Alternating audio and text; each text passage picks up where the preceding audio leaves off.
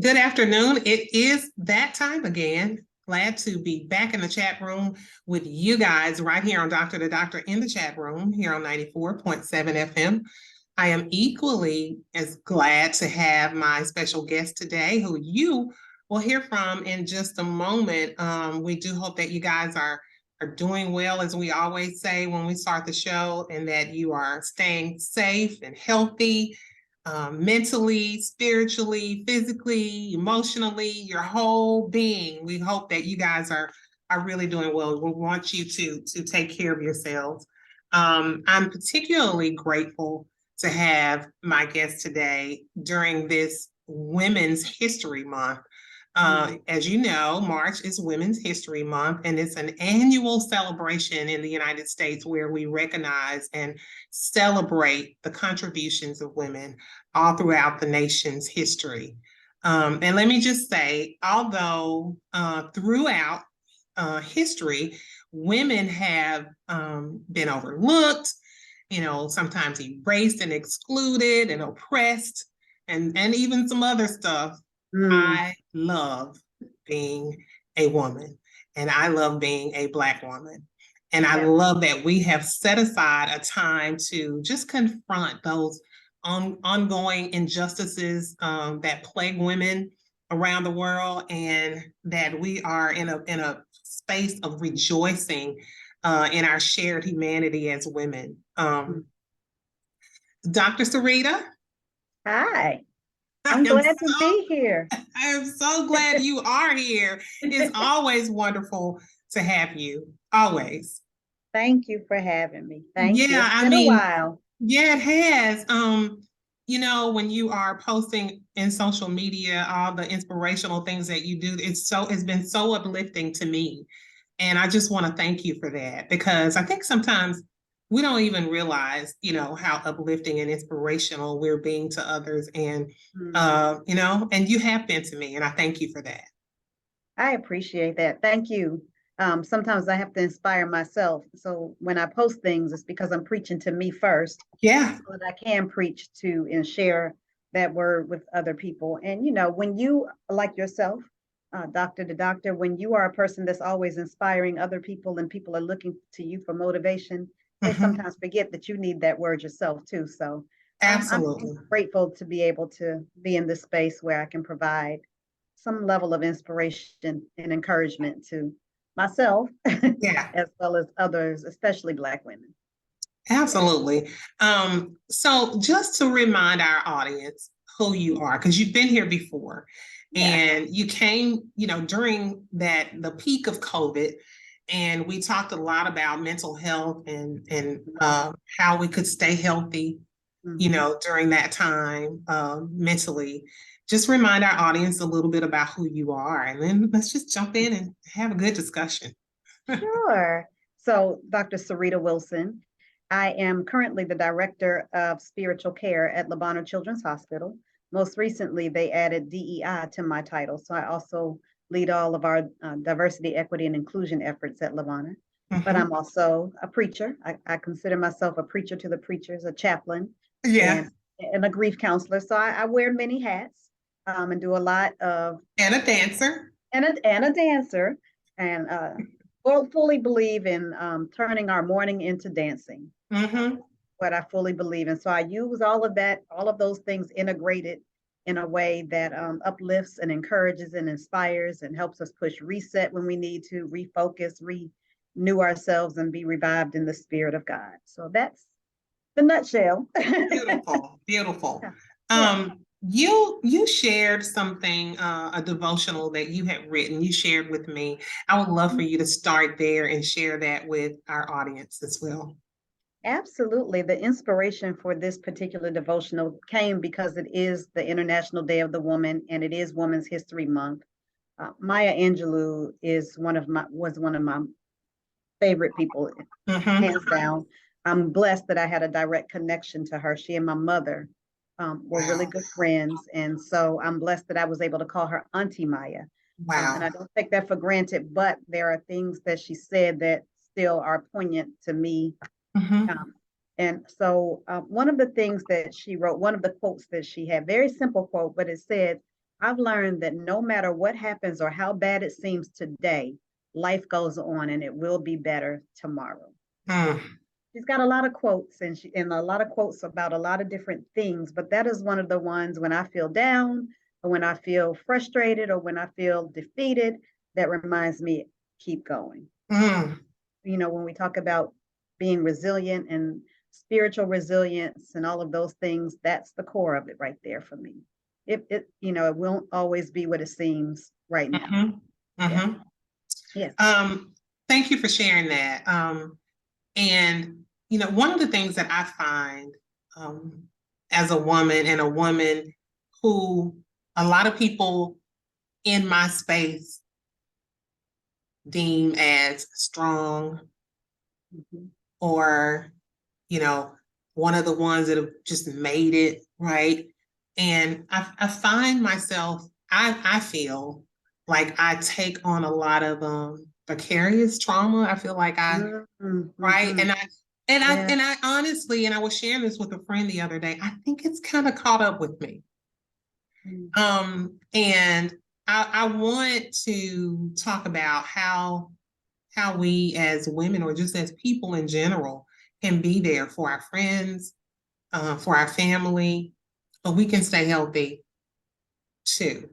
I know some of the things that I've had to do for myself, but I'm really I feel like I've been life threw me in and told me to swim. And so Yeah. I'm swimming and I'm finding my way through. But Yeah. let's talk about that.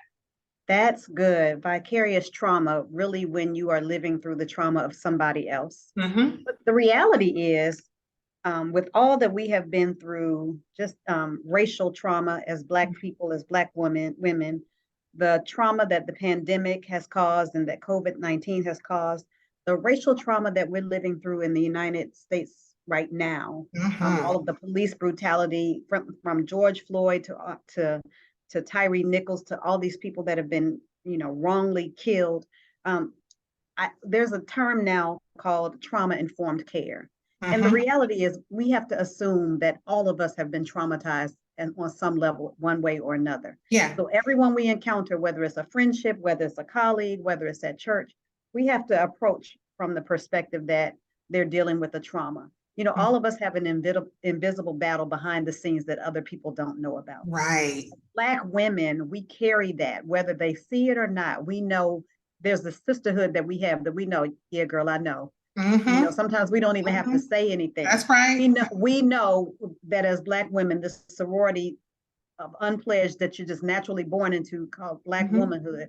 We know Mm-hmm. that we've got some traumas, some vicarious trauma from the men in our lives, from Mm-hmm. our children, from Mm-hmm. that was passed down generationally, from our community, from how we're treated in the workplace, to the fight we have to have every day that nobody else has to have. That's traumatizing, Yeah. and we carry that. So what do? Um, that's the $1 million question. I think right now we are in a place where, as Black women, we are redefining what it means to be resilient. Because for Mm-hmm. years and generations, we were taught that resilience means keep going, don't cry, and that was our definition of strong. Keep going, take it on. You'll be fine. You'll be okay. You didn't talk about it. Our grandmothers and our mothers, they didn't talk about all that they were enduring, all they went through, and they were dying and they were suffering. And we've always been told that you've got to do 10 times more than the other Mm-hmm. person to Mm-hmm. get half as far. And, Mm-hmm. as Black women, we're tired, and we're tired of having to live somebody else's life, somebody else's definition, somebody else's journey. This is our journey.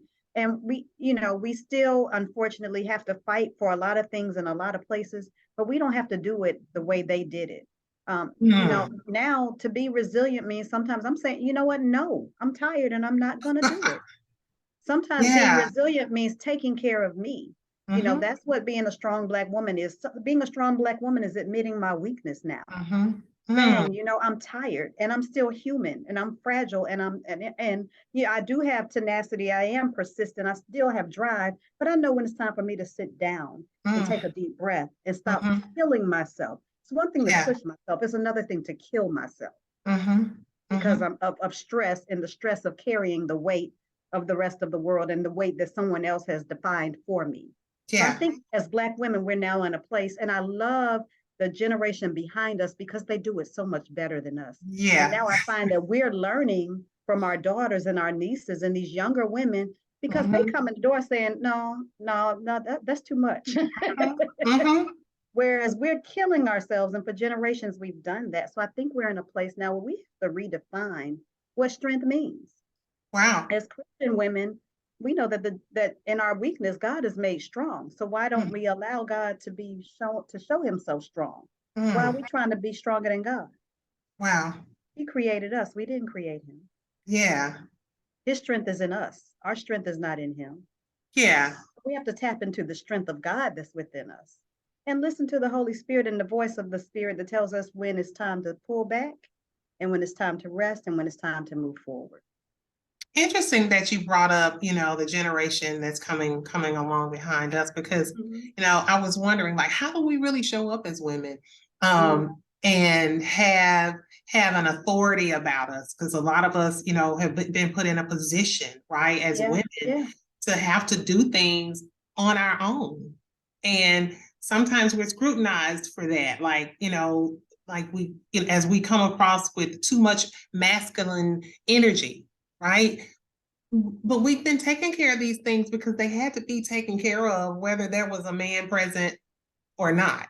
But how do we show up as women and then make room for our daughters and our nieces and those young ladies coming behind us, make room for them to show up and, you know, make our journey, go through our journey, even with our challenges, even with our failures. You know, those things become palatable for us because we do find a way to show up as women in spite of. Yeah, we show up for ourselves and we show up as for everybody else too. Yeah. And you're right, for years we've had to do it all. So we had to be, you know, I don't like to say that we've been mother and father because we've been I don't either, but I get the whole concept. But I get the concept because as a single mother, we've had to do both roles, or we had to at least, you know, do some of the things that traditionally a mother or a woman traditionally, quote unquote, would not have had to do. So we've had to we had to get things done. It's either we show up as that or we were the angry Black woman.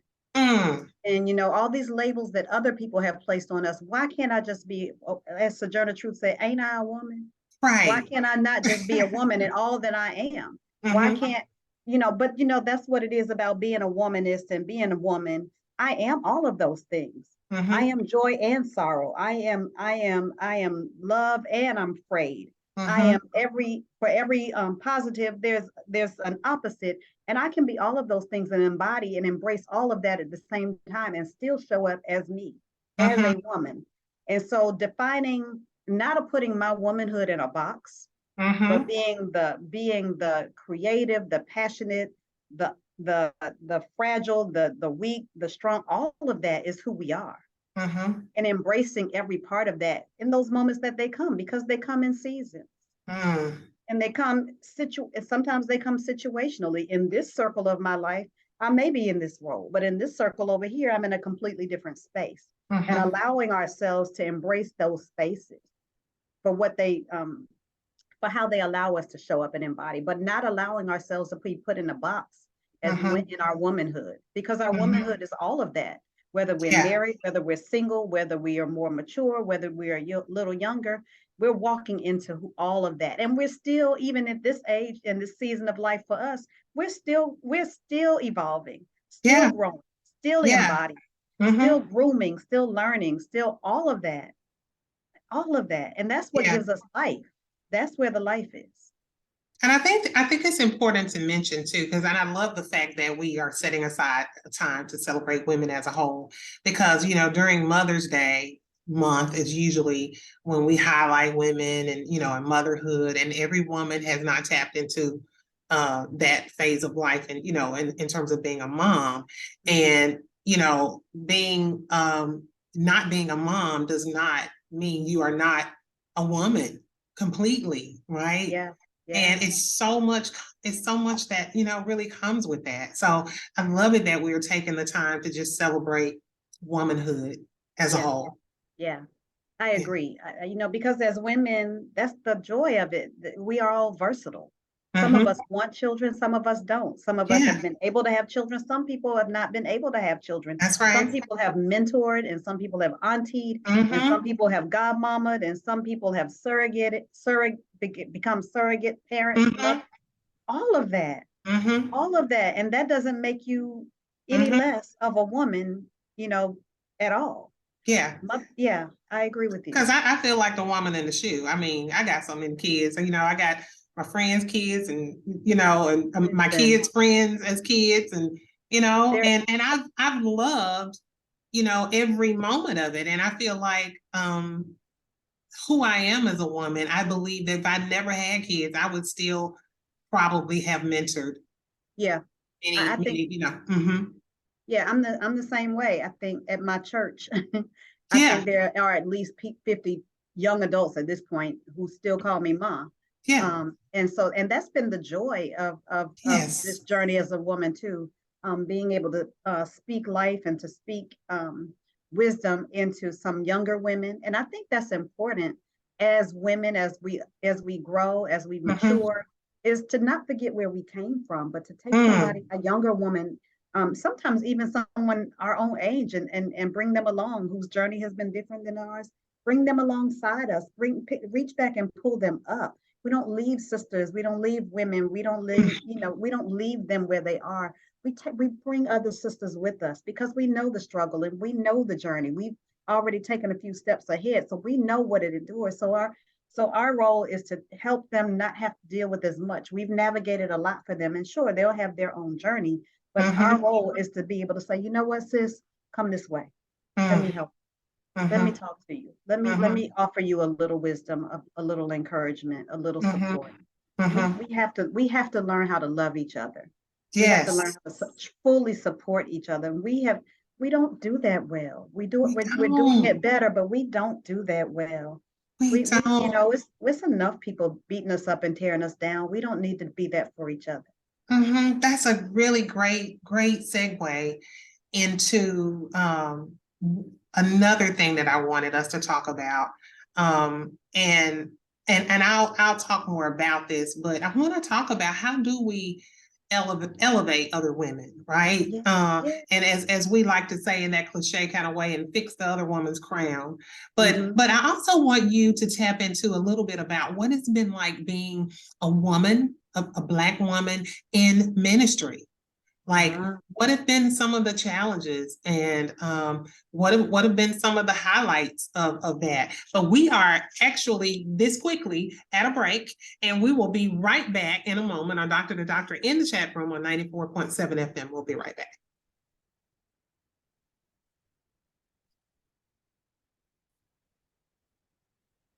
And we are still here on Doctor to Doctor in the chat room on 94.7 FM. I am talking with Dr. Sarita Guffin, uh, Wilson, Wilson, Wilson Guffin, but when I'm Wilson in a Guffin. season where, yeah, I'm in that season. Okay. Uh-huh. Going back to Um, my maiden name. Mhm. okay. So I had a couple of young ladies on, it's probably been over a year ago now, and they talked about, we have a Me Too movement, right? But then they kind of came up with this thing, not Me Too. Like, Uh-huh. no, I will not be the woman that doesn't uplift my sister. I will Yeah. not be the woman that won't fix her crown and, as you say, pull her along, right? Or pull Mhm. her to the side for a sidebar if needed, right? To Yeah. help her along her journey or whatever. So, what are some ways? What can we do to elevate other women? And, how do we even practice that mindset? Because, man, women can be so tough on each other. Let's just be really Yeah. honest. Yeah. Yeah.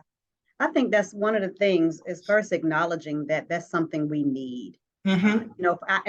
I will own that when I was younger, I was one of those people that was like, I Me can't too. stand women. I don't want to be Right. around them. Don't know But why. Just did don't it. just because haven't never really was hurt or anything by anybody, just was like, Yeah. ugh. Yeah. But growing and realizing you do need women, you do need sister friends, you do need sisters, you do need women in pivotal roles and in pivotal points in your life. We need each other. We Mm. need each other to survive. There's something Mhm. that we can learn from everybody. And when we cut people off and when we feel like we know it all, then we're in a lot of trouble.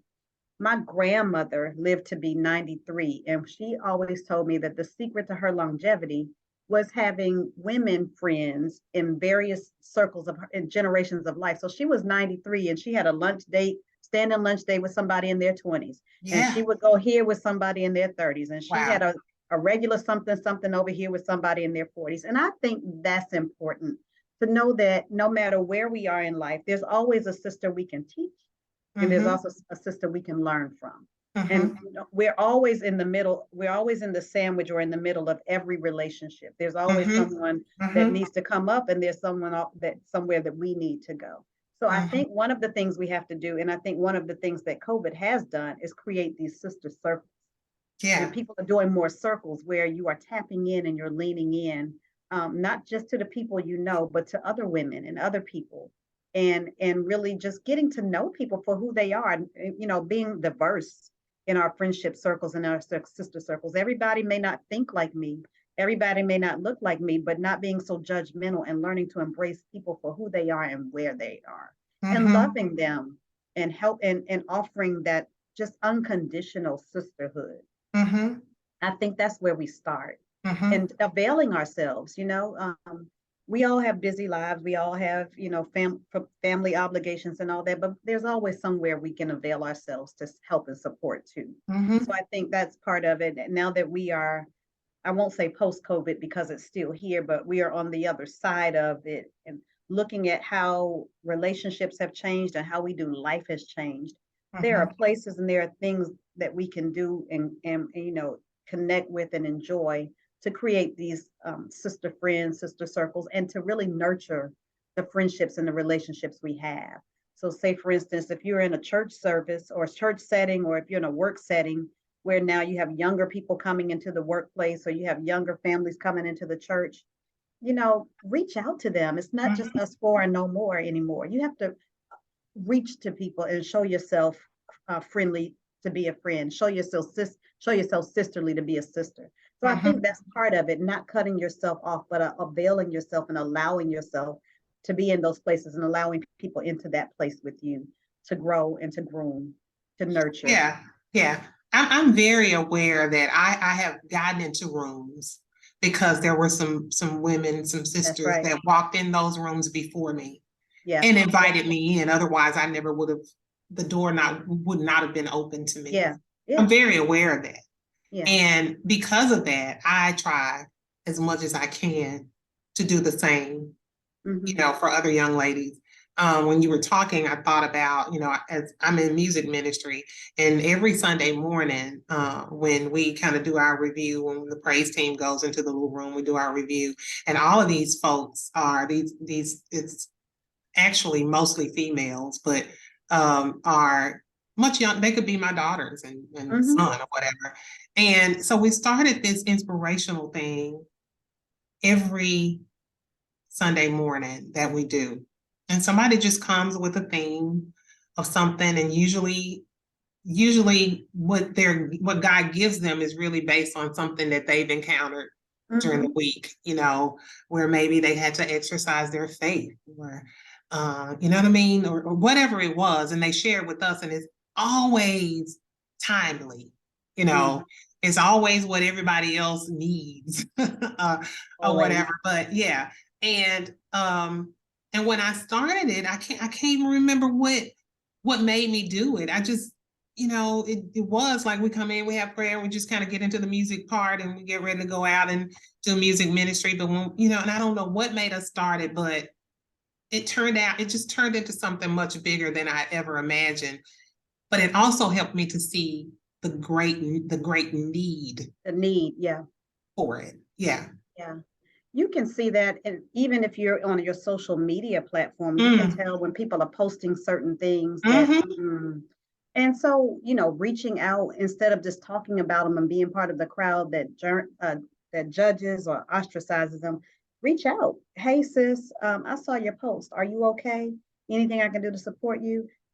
You got people from your job looking. You may not want to Mm-hmm. put that out there that There way. you go. You may Uh-huh. want to offer some wisdom, and using the voices and the platform we do have, that's an excellent example that you gave, because that's a sister circle, mostly women. So whatever, no matter what your circle is, no matter what your platform is, use that for good, use that for sisterhood, use that to elevate, use that to uplift and support. I mean, we post some things that are funny, we post some things, that might be how we feel at a particular Yeah. time. But using the platforms and the voices we have to uplift, to encourage, to nurture, to love, to support, to empower, all of that becomes really important. And so everybody's voice matters, and how we use our voices matter.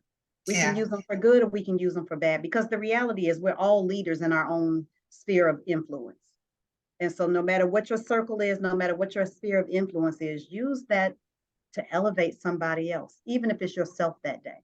Yeah. Because wouldn't it be awesome to start something like, these safe place roundtables? Wouldn't it be awesome to do, especially since COVID has taught us how effective the virtual world can be. Yeah. So we don't have to get out our cars and meet up. We can just wonderful. send a link and we can, I mean, you have to make the best of what you have, and that's what COVID taught us, that we can't get out. So what resources do we have that we can use that, for that purpose? So I think that's really important. I've seen a lot of sister circles develop. I know I've started a couple, even as a chaplain. I realized there was not an organization for Black women in chaplaincy.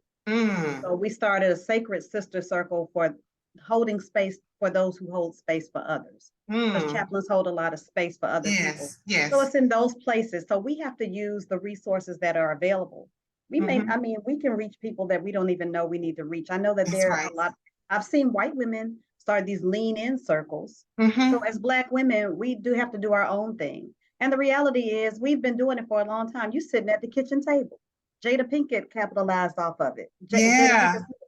These red table talks, sister talks, whatever it is, a standing lunch date with somebody, a monthly time to just get together, with some sisters on Zoom or on, whatever it is. Using those resources. If we can't get to you, if you're in another city, we know how to connect. So it's all about connection. Because everyone wants to feel a sense of belonging, a sense of inclusion. And we need that. We need that to survive. God didn't create us, to be on this island of isolation, a place of isolation. Created us to create, to need, and to love on each other. And we have to learn how, and it's the God in us that drives us to do that. Because in our own humanity, we may not feel like it. We may not be feeling it, but the God in us, the love of God in us, the power of loving thy neighbor as thyself won't allow me to leave you where you are when I know better and when I have more to help you. That's the powerful. That's the power of the Spirit. That even when Sarita doesn't want to, the power of God within Sarita says, yes, you do, and yes, you will, and yes, you can.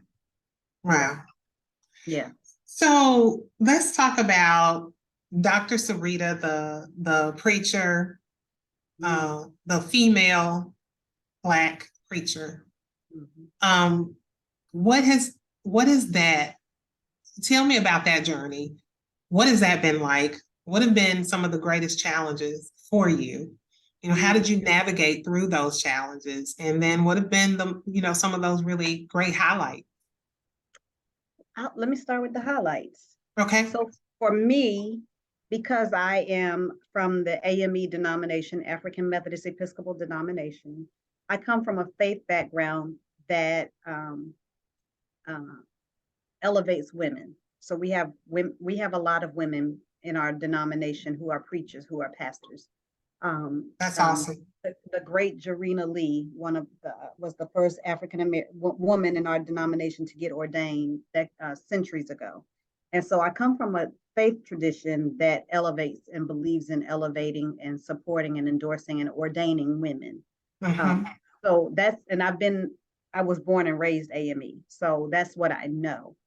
But I know that's not, but within that, there are still struggles. It's still a male dominated denomination. It's still, and one of the things that I know about us as Black women in the Black community is that the community goes to the pastor before they go anywhere else. Mm, And yeah. oftentimes they're still looking for a man because the Mm, pastor was really the head of everybody's household. mhm, And mhm. so people are still You better say reconciling. that. Yeah. So people are still reconciling that there's a woman who is Mhm, now leading in the church. And mhm. I have to combine that with being a chaplain. I'm a Black woman in a white male dominated field where, there's still people who come into the hospital who don't want a Black woman in their room, who don't want a Black woman praying for them. And you know what? I'm not at a place in my life where I'm going to have to fight for you for who I am. Mhm, I am who I am, and this is how I show up. And mhm. I'm still learning how to show up as me. Okay. Okay. But then, and so it is a hard journey, and especially if you're single, um, in this life. And so, I've been invited to preach at places and they don't want to let you in the pulpit. So they will say you are going to speak and you will stand on the floor. No, I'm called to preach. I am a preacher. I am not Mhm. a public speaker. I'm not a motivational All speaker. right. Preacher. And if Uh-huh. you want me to preach, I'm going to preach from the Mhm, pulpit mhm, because that's where God called me. So mhm. there's always still that battle. So let That's me just always still a insert this struggle. question right here. Have you ever Yeah, shown up and there was not clarity before you got there and you found out that they don't allow women in the pulpit? Have you ever shown up in those situations? I showed up to a funeral like that. I No. went to a funeral and when I walked in the pulpit, I got the looks I got Mm-hmm. were like, what is she going and what is she doing? Mm-hmm. But you asked me to, Yeah. To yeah, eulogize. Yeah. Mm-hmm. yeah. So I had that situation where Mm-hmm. they weren't, yeah, and that was very uncomfortable. Yeah. I'm one thing I'm sure about is what I'm called to do. Mm-hmm. Very clear about my calling, and I'm clear about it because I fought it and I ran from it for a long time. Yeah. So I finally came to peace with it. I was very clear about where God was Mm-hmm. leading, what God had called me to do. So Mm-hmm. you see that, and I know that women in other denominations still struggle. They There are do. still a lot of churches in this vicinity, large churches, very prominent churches that still do not recognize women as preachers, as pastors, and that's not okay. No, it's not. So even as Black women preachers, we have to stick together. We have to journey through this thing together and support and uplift each other. It's like I said, just unfortunately, um, parts of the church mimic what we see in the world, and we should Mm-hmm. be doing better. I Mm-hmm. shouldn't be a woman pastor or a woman preacher, and the women in the congregation are tearing me down. Right. Right. Yeah. They should, of all you would expect that the women who were the first to go to the tomb would be Mm. the first to come to the rescue and not to the rescue, but to the support Yeah. of women in the pulpit. Yeah, But we my father, as a PK and a pastor's kid, he's been pastoring the same church for 40 plus years, and wow. he often says, when it comes to women preachers and pastors, and those pastors that uh, don't support it, he always says, "I didn't get that memo." So Yeah. Yeah. he's been Praise God very, for your daddy. yeah, he's Yeah. been very supportive, Good. and has, associate ministers, women associate ministers in his church. So yes. And I appreciate that because as a male, it's important that women in ministry have allies Mm, in brotherhood. And the mhm, men who don't open their mouth and say something, mhm. they're just as guilty as the ones who don't acknowledge. Wow. Uh, Those are you know, onlookers that Dr. King talked about. Yeah. exactly right. Yeah, Mhm. your silence speaks volumes. Sure. And so, we appreciate those who advocate, who uplift, who support, who encourage, and who speak and who are vocal Mhm, about supporting women preachers. Yeah, mhm. yeah. How has being single Mm. and being in ministry, how has that aligned? Has that made it even more so a struggle for dating? Yeah, I think for me, part of my in transparency, I struggled when I went through a divorce because I've been married and divorced twice. Mm-hmm. And it wasn't the first divorce, it was not as hard, but that the shame that I put on myself for being in the Mm-hmm. pulpit and going through a divorce a second time, I Mm-hmm. wanted to sit myself down. Mm-hmm. And God was like, no, no, this is part of your testimony. This is part of why I called you to do what you do. So Mm-hmm. you can say to other women, I get it. I've been there. And you Mm-hmm. can say it genuinely and authentically. Mm-hmm. And so I had to get past that within myself. Dating has been a struggle in a lot of ways. I've had good relationships and I've had bad. I'm in a Mm-hmm. healthy one now. Um, but just the people who don't want to date you just because you're a because they don't see you as human. That's what I'm talking about. Yeah, they want to put you up on a pedestal, or you holier Mm-hmm. than thou. I'm still human. I'm a woman first. Mm-hmm. I'm a woman who's called to preach. I'm not a preacher who's a woman. Mm-hmm. A woman, and one thing I appreciate about my father in the ministry and my daddy, because my dad, I'm also a PK, Mm-hmm. was that when you come in the pulpit, you don't have to hide your womanhood. Be Mm-hmm. as cute, be as sassy, be as sexy, be as powerful, be as anointed, all of that wrapped up in there together. And Mm-hmm. so, it's been a struggle for men who are not sure about themselves Mm-hmm. and who don't know how to and handle themselves. So Mm-hmm. they don't know how to handle a woman who's carrying the anointing. So that's Wow. hard. I really want to stay right there. We're at Okay. break, but I kind of want to stay there. We'll be right back in a moment on 94.7 FM. Yeah.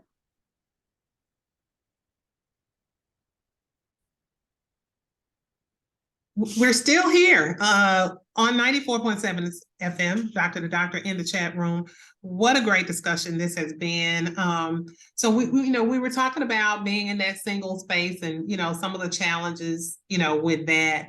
I feel like one of the other challenges with being single in this space that we're in, if you're 50 and above, is, and you've held it together in your life. Sometimes that comes with, like I said earlier, maybe guys feel like it's too much masculine energy, and you can't be in your quote unquote place as a woman, or whatever. How do we kind of lean into our power and strengths as women without dimming the light of the man, or the man feeling that we're dimming his light? Because for me, I'm very proud of the woman that I have become. Yeah.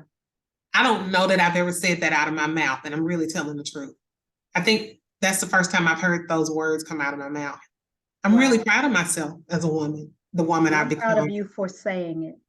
Thank you. And when I think about the people that care about me and the woman that I would become, I'm particularly thinking of my grandmother right now. As I say this, I think she would be so elated with everything that came with this journey. And so I don't want to lose myself or lose who I am trying to be in a relationship. I don't want to have to sit down on the woman that I am. That's good. And you shouldn't. And I won't. And I shouldn't. And so I think part of why some of my relationships have failed in the past is because I took on their insecurities. I felt secure within myself, but their insecurities bred insecurity in me. The behaviors and actions that they had made me become even more insecure, because I'm like, you said you could handle this. Said, it wasn't a problem for you to date someone in ministry or to be with someone in ministry, but clearly it is. So I think their insecurities and their lack of maturity and understanding of what ministry really means, that, and I have to own and be very transparent. In one point in my life when ministry was new, I didn't have good balance. And so I was at the church every time the doors open. And I've learned, as you grow in ministry, you learn and you find your own balance. But you also have to be able to have someone in your life who can take that walk with you. And I am when in those spaces, and like I said, I'm in a healthy relationship now because I'm not Rev, I'm not Doc, I'm Sarita. And you have to have with our intimate relationships and with our relationships with our girlfriends as in ministry, we have to have those places where we can unveil and we can just be ourselves and we can just, not have to put on what we have to put on when we go before the congregation, when we go before the church, when we go into those roles, we can just be ourselves. Our natural, very organic state of being, state of mind. And everybody, because I think, people do put preachers up on these pedestals, but at the end of the day, we're human. Every man is a man, every woman is a woman. And you have to allow yourself to be who you are. And if people don't embrace you for who you are, it's not going to last. They're not the ones for us. And so learning to, and it's hard because finding that right space and that right person is a journey. These dating sites and going through all this rigmarole is something else. It's something else. It is not for the faint of heart. That is what? It ain't for the weak, for sure. It is not. It is not. It is not.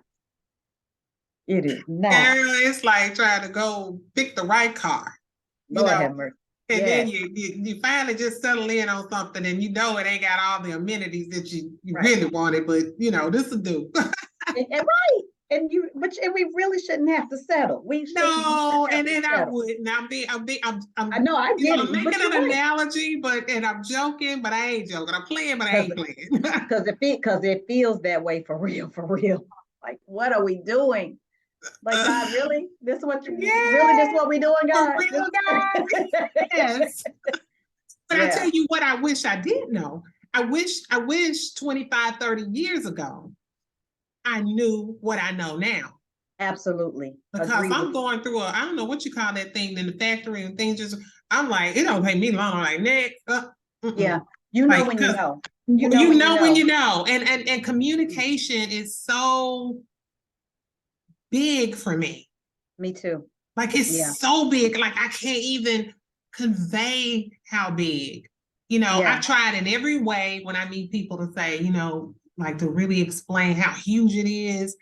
Like, I mean, like to just sit and chat and have a good stimulating conversation, about nothing really that's even related to a relationship, it's just as important to me as being able to talk about elements of a relationship. Yeah, I think talking without the conversations for resolution. Yes. It's just as important as like communication. Yeah, I think, it's friendship at the core. It's being able to be friends. Yes. Because if you're my friend, you're going to respect me. And if you're my friend, you're going to listen to me. And if you're my friend, you're going to support me. And it's about getting to be friends with somebody. And making friends is so hard in this season of life. Yeah. New friends. And so learning to be friends with somebody who also has baggage because we are of a certain age. And recognizing and realizing that. And what I'm learning is that, somebody got to drop some baggage off somewhere. We can't both bring somebody. And so how we going, it's not easy at all. And I said, maybe you can hold me accountable because I said I was going to write a book about what it means to be single in a Black woman in ministry, a single Black woman in ministry, because this is no joke. I will hold you accountable. I was talking to a young lady who's almost 40, single, and she's just feeling really down and out about it. And, everybody around me, seems like they're in good relationships. And I'm like, and the operative phrase, it seems like. And I'm not saying that everybody in a relationship is miserable, but I'm going to tell you, it's a whole lot of folks in relationships, long-term relationships, that aren't happy.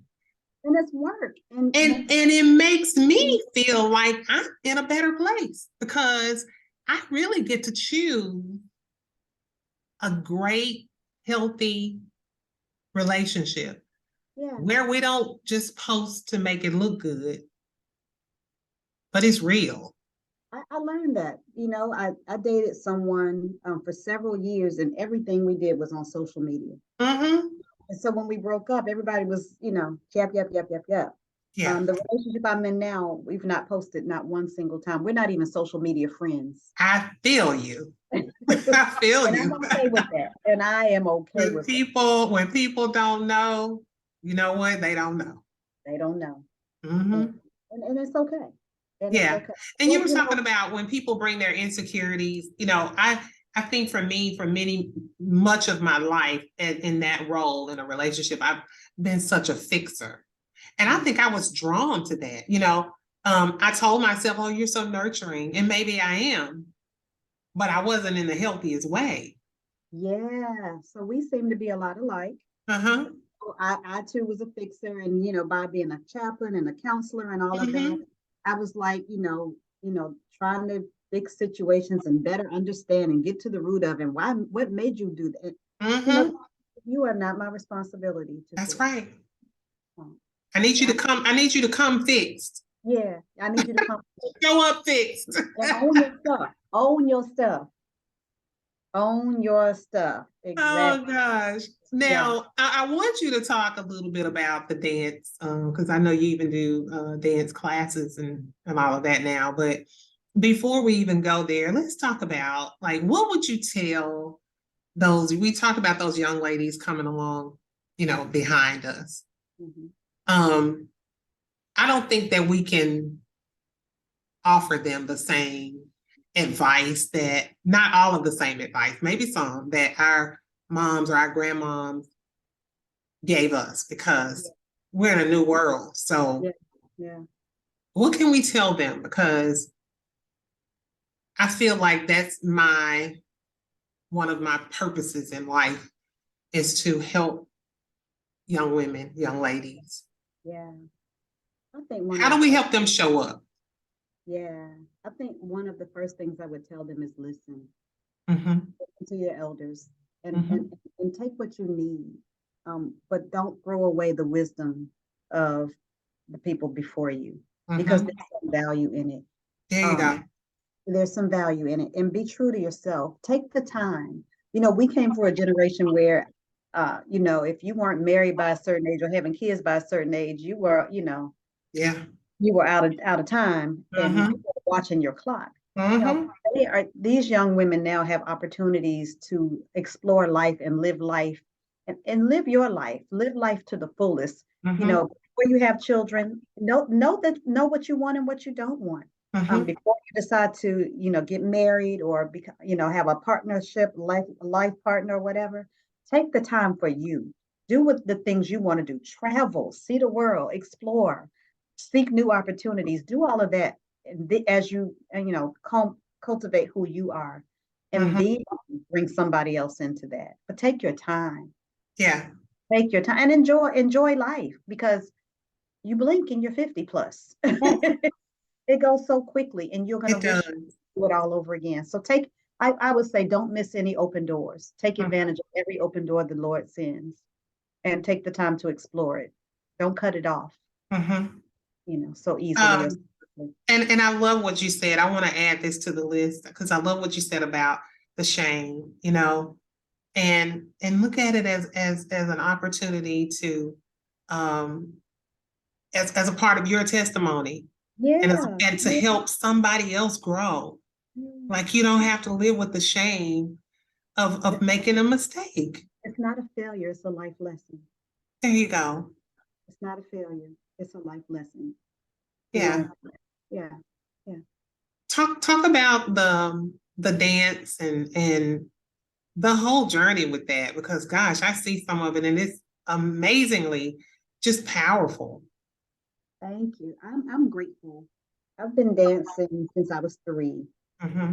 And the what you see is because it's my testimony. First of all, physically, I've had a hip replacement, I've had knee surgery, and I've had back surgery. So Wow. for God to enable me to still be able to move the way I move at age 54 is Mm-hmm.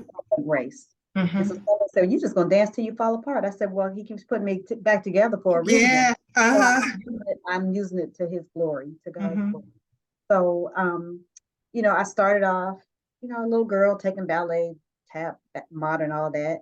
And then when I went to college, I started teaching for after school programs, not realizing that it was forming me for ministry. But that was how God got my attention because Mm-hmm. what dance meant to me. And so, over the years, I've just been able to, I accepted my calling first to the ministry of dance and then to the preach ministry. But God has really transformed my life and the life of so many others because of the dance, because of the ministry of dance, because of the gifting, the tool. We've been able to reach people that normally wouldn't come to church. Mm-hmm. They love the dance. And so Mm-hmm. I'm just grateful. And I truly believe that God will turn your mourning into dancing. So now I use that as a vehicle for therapy, for counseling, you can do, it's important to do your own grief work and your own counseling, but also to Mm-hmm. use dance as a form of therapy. So we do now what we call liturgical dance therapy. I found in my research and doing my doctorate that Black women in particular, we leave lighter, we leave uplifted, we leave encouraged when we release all that stuff because we carry so much in our bodies. We Yes. carry our trauma in our bodies. We carry our Mm-hmm. shame and our disappointments and our fears and our frustration. We have to release that and let God Mm-hmm. pull that in. And that's a Mm-hmm. language how I talk to God. It's my Mm-hmm. prayer language. And Mm-hmm. so that's what dance does for me. That's what dance and that's how I hear God oftentimes when I move Wow. in his Mm-hmm. presence. Yeah, Mm-hmm. yeah. We only have about 3 minutes left, and just quickly about, like you said, we're not technically out of the pandemic, we're on this side of it now, but yet mental health concerns are Mhm, still on the rise. mhm, And so just a little bit to our listening audience as a whole, not just women, about taking care of our whole selves, mm, um, continuing to do that and not slipping into, because like I said, I feel like life has caught up with me. yeah. And personally, I do. And it's crazy because when we started working from home, and people were like, oh, this is, like people didn't like it. And I was like, it's just right up my alley, right? uh, but all of a sudden, one day, I realized it was tough. Things were starting to get tough. So just speak to that a little bit, how we take care of ourselves holistically. Yeah, and that's the thing. We have to be healthy spirit, soul, and body, which means we Mm-hmm. have self-care, spirit, soul, and body. So you need spiritual self-care, you need emotional self-care, you need Mm-hmm. physical self-care. So you have to do something in for every dynamic and every dimension of your being that Mm-hmm. healthy and whole. So I say this, I always tell people we go to the eye doctor once a year, we go to the dentist twice a year, we go to the OBG once a year, get a mental health checkup once a year because we Mm-hmm. all have mental health concerns. We may not all have a diagnosis, but depression, moments of sadness, situational feelings, moments of anxiety are mental health concerns. We're human, so we have emotions, we have feelings, we have things that take us up and down. And Mm-hmm. it helps us to be emotionally led. We have to learn to be spiritually led instead of leading with our emotions. And Mm-hmm. going to a counselor and airing some of that stuff out in a safe place is important. And also making sure that you maintain safe and sacred places in your life, in your friendships, in your relationships. Because, and then within yourself. So being able to be healthy in your circles, but also being able to have time one on one with just you and God to Mm-hmm. reflect, to sit, to meditate, to breathe, to read, to journal, to just be. So Mm-hmm. that's how you kind of reflect and kind of for the spirit to pour back into you. There are apps, there are counselors, there are friends, there are sister circles, there are preachers, there are pastors, there's church, there's all of that that goes into making us whole. So take Mm-hmm. advantage of every opportunity God gives and every relationship that pours into you and that does not pull out of you. Mm-hmm. Mhm. Would you have prayer for us as we end this segment? Absolutely. Absolutely. God of mercy, God of grace, we thank you for this time. Oh God, only you know what each of us is thinking, what each of us is feeling, what each of us has been through, and what each of us will still endure. But God, we trust you on this journey. But we thank you, God, with gratitude, with hearts of thanksgiving, and with adoration. We thank you for allowing us and creating us to be who we are. And we thank you, God, that you are yet forming us. God, you are the potter, we are the clay. Continue to mold us and make us, that we see us in you and we see you in us. Now, God, we pray for every woman, particularly on this International Day of Women. We pray for our sisterhood, that we might be more like you in how we love each other, how we nurture, how Yes, we God. support, how we encourage, and how we uplift. Pour your spirit into us, that we might not hold it and sit on it, but that we might share it to help someone else. We need each other to survive. We bless you. We honor the God within each and every one of us, and we thank you. In your name we pray. Amen. Amen. And we thank you guys for coming back every Saturday to share this hour with us. And we look to see you next Saturday, same chat channel, same chat time right here on 94.7 FM. We will see you then.